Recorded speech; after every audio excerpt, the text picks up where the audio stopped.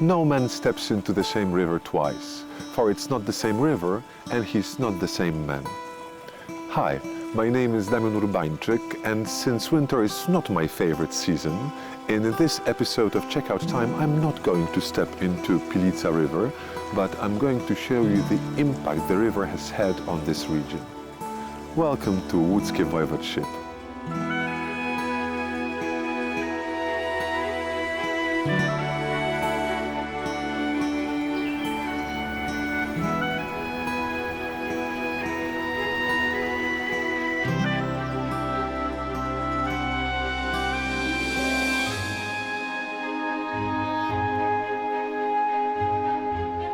Pilica River was very important for this region. It was even called the Queen of Mazovia, and this is the place to celebrate its heritage. That's right.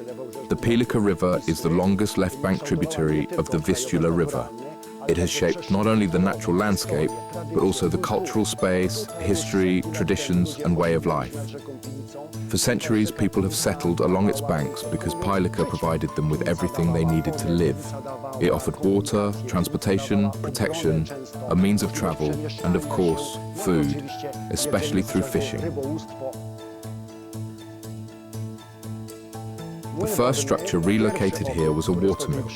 It's important to note that everything in this open-air museum was moved here, mostly rescued from destruction.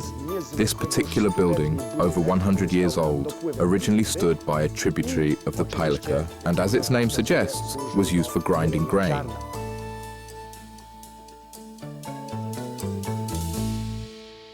Let's continue our trip through the open-air museum of Pilica River. We have a railway station. How is it associated with Pilica River? The railway station, known as Raymont Station, earned its name because the Nobel Prize-winning writer Władysław Stanisław Raymont used to visit it. It was originally located by the Wolboka River, a tributary of the Pinica, which is why the name Wolboka appears on the building. For over 100 years, it stood by the Pinica, serving as a ticket office and waiting room. Travelers could buy tickets, wait for their train, and embark on long journeys, as the station was once part of the Warsaw-Vienna railway line. A century ago, the 13th of November 1924, Władysław Stanisław Raymont received a Nobel Prize for his novel The Peasants. And when I woke up today, I didn't even think that I would find traces of this incredible writer in this area. But as it turns out, the force of the Pilica River connects different people and different ideas. I read that the order of Cistercians were offered a land near the Pilica crossing. The Cistercian order was granted land along an important trade route that crossed the Pinica River. Like many rivers, the Pinica itself was also a major transport route and a vital artery for communication. Let's not forget, it is the longest left-bank tributary of the Vistula. Goods could be loaded at ports along the Pinica and then transported down to the Vistula and then to Warsaw, Gdansk and beyond. But life also revolved around the Pinica itself. The river was a lifeline, providing drinking water, offering protection and serving as a means of travel. It fed the people with its fish, powered mills along its banks, carried boats and later kayaks. In short, the Pinica was full of life. And as the saying goes, Pinica amazes.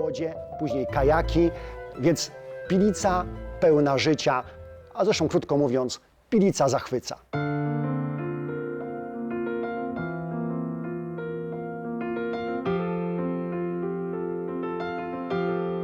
The power and hospitality of Pilica River was important for so many people. Tsars, kings, the common folk, or even the clergy, like the Cistercians, who perfectly understood the importance of this area and decided to settle here.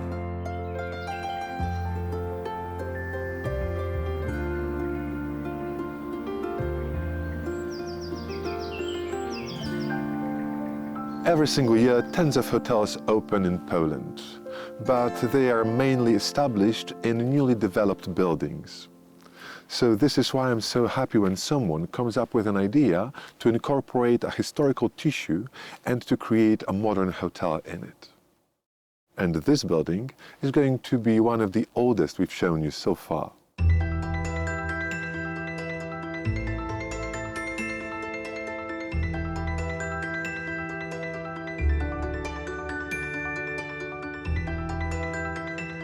It doesn't matter if you come from the city or from the countryside.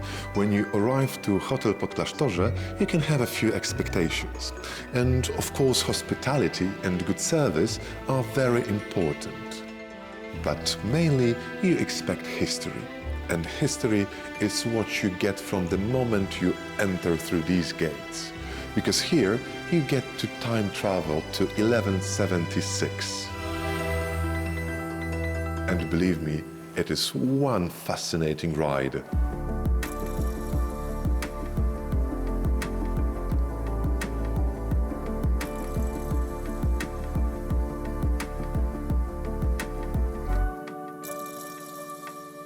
When we visit various historical hotels in Poland, they are mainly established in tenement houses, castles, or palaces. And here we have monastery. What's the history of the place? Hotel Podklasztorze is part of a 12th century Cistercian abbey, and its history truly dates back to that time. In 1176, Casimir the Just brought the Cistercians to Poland. When you get an outer building, for example, of a monastery, you need to adapt those spaces. What are the biggest challenges? Adapting the historical part of the abbey to function as a hotel was a huge challenge for us. When we took over the management of the site, we made a lot of changes. For example, the space we're in now, which houses the Honey and Wine restaurant, used to be a distillery. There was no ceiling, just a massive chimney, as this was where the Cistercians brewed alcohol and various beverages, including mead, which is why the restaurant is called Honey and Wine.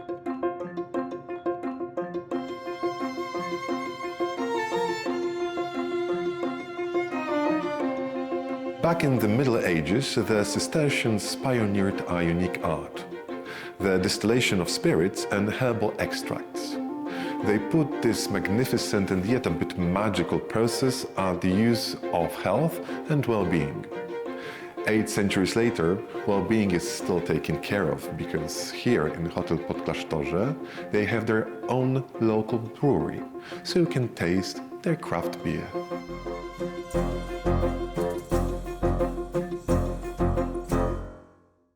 The Cistercians were deeply involved in agriculture and needed storage space, so this area originally served as a warehouse. Converting it into hotel rooms was a major challenge. Where possible, we created spacious rooms, but in places where historical constraints limited modifications, the rooms had to remain much smaller.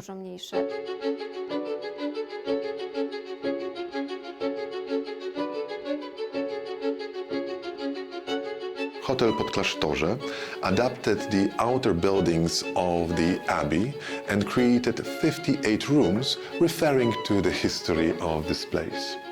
For example, this apartment commemorates King Władysław Jagiełło, who visited Sulejów a few times, once on his way to Battle of Grunwald.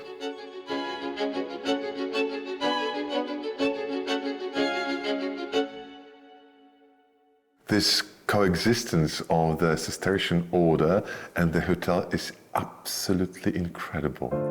The blend of the sacred and the secular still moves me, even after working here for over 12 years. When I leave the building heading home, and I glance back to see the birds flying against the setting sun, I feel the weight of history.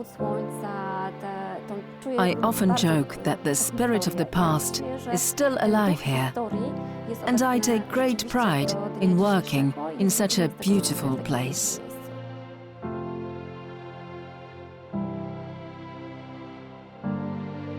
Hotel Podklasztorze, which is located in outbuildings of the old Cistercian abbey, was the first hotel to receive a status of the Monument of History.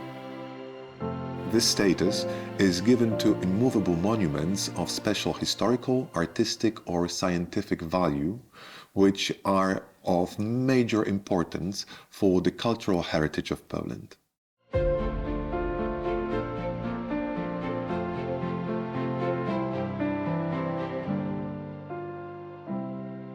When I walked around this hotel, I found, for example, Musical Tower, which is an incredibly cozy place for me. What was the idea behind it? Our music tower evokes a lot of emotions among guests because it's a truly unique place. Through a narrow passage, visitors can reach this hermitage where we created a peaceful retreat. From there, they can admire the Sulejów sky in all its seasonal beauty, as we have photographs showing how it looks at different times of the year.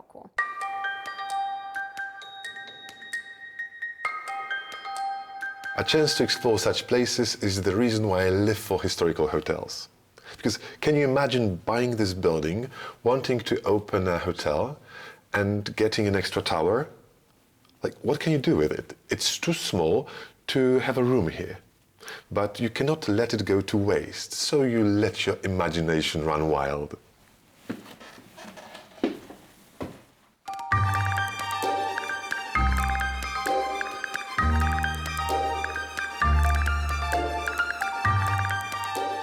I guess you know that the look of the sky above us changes depending on the season of the year. Well, if you don't, then you can see it with your own eyes. You just need to climb up the second floor of this tower, where the makers of this hotel created a cozy observatory. This is a perfect way to use a historical space in order to attract a modern tourist.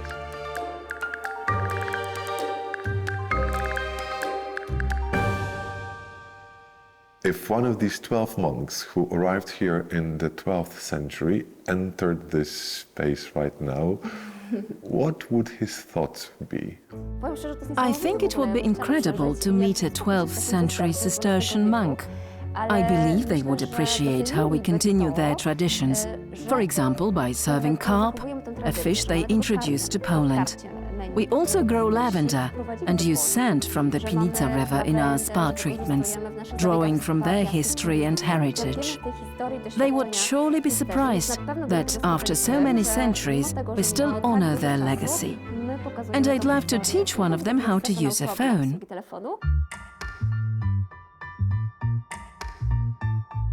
So much time embedded in these walls. So many stories of people praying and working here, carrying sacks of grain and later worshipping God. And in the 21st century, this is a place where people come to relax and enjoy.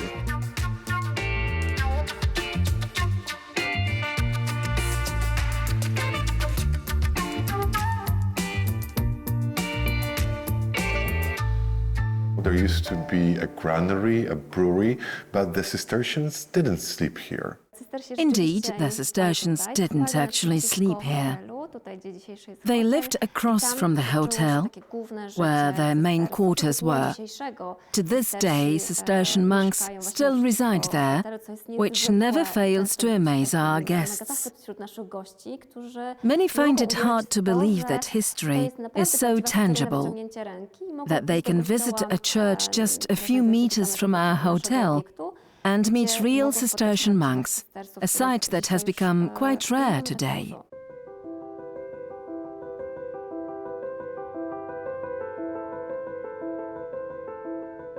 Let me tell you a story about the beginnings of this place. Or more like a legend than a story, but I hope it will do. Prince Kazimir in the 12th century was hunting in this area and he got lost. Sudden storm broke and the prince started praying, and he heard a voice from heaven saying, "Build a church here and I will save you." Of course, Prince agreed, and then suddenly 12 lions appeared and guided him to his courtiers. In 1176, the prince brought the Cistercians to this area and they established the abbey.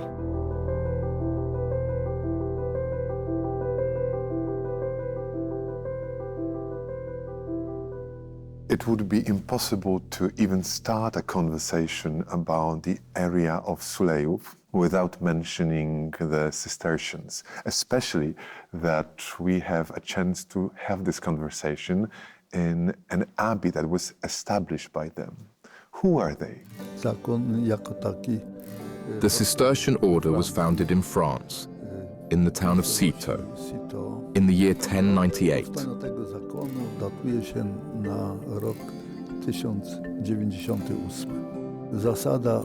It followed the rule of St. Benedict, based on the principle ora et labora, pray and work. The order grew rapidly and soon made its way to Poland. The monastery in Sulejów was established in 1176. When the Cistercians built their monasteries, they always sought locations near rivers, often adhering to the rule of placing them on the right bank. Our monastery here follows that tradition as well.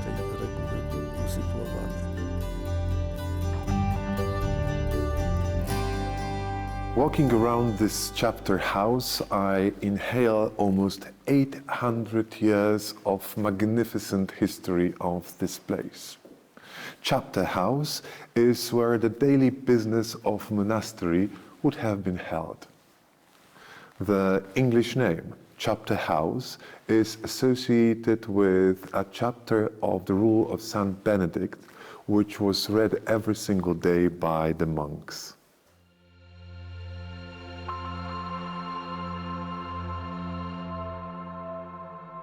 How did the Cistercians influence this area? The Cistercians had a significant influence as they contributed to the development of many different fields. They brought not only spiritual and religious culture, but also material advancements. Their guiding principle, ora et labora, led them to expand into various disciplines, including construction, as they built magnificent structures. In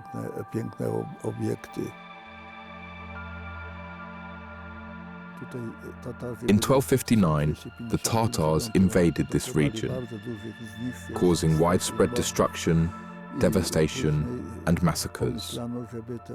It was then decided to transform the monastery into a defensive stronghold. Over time, they built fortification walls and defensive towers, which provided shelter for the local population in times of danger.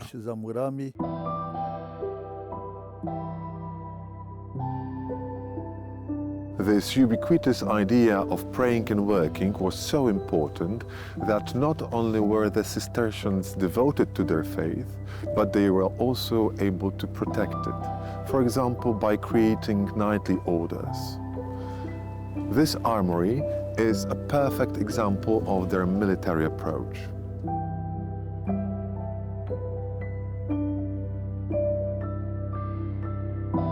How does it feel to enter every day a place which is so infused with history and faith? When I first arrived here and saw the monastery, back then it was in a terrible state, practically in ruins. I was reminded of a verse from Pantadeus where Jarvis says, "I did well to love these walls." Dobrze zrobił, żem pokochał te mury. Ja też tak sobie pomyślałem. And I thought the same. Dobrze zrobił, żem I did well to be assigned here, and so I decided I would love these walls and do everything I could to save them. żeby je ratować.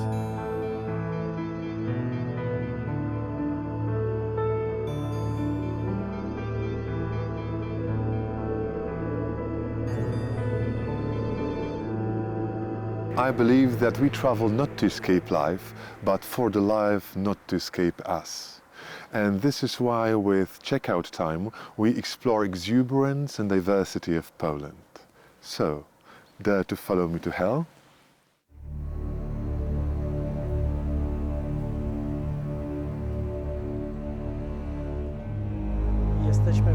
We are in the Nagórzyce Caves, an underground sand mine. This mine dates back to the 19th century. We are standing in a place where sand was extracted for glass making. So they are man-made, not made by nature. Yes, it was all done by hand. Our sand has a high quartz content, up to 80%. And when the glassworks in Piotrków was established, it started using our sand for production.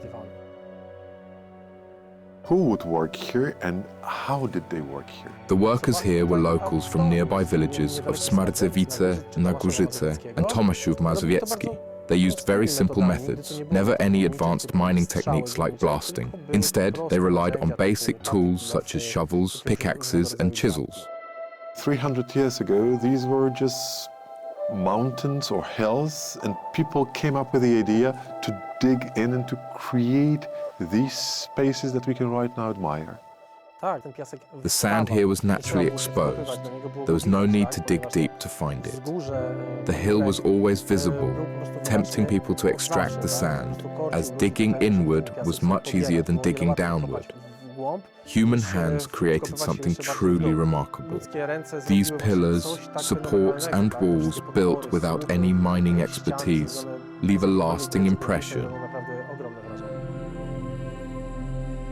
I heard legends that these grottos are gate to hell. Yes, you could say so. According to legends, the bandit Madej descended into hell here. We also have our own local devil of Nagórzyce, who was also said to tempt people into signing a pact with him here.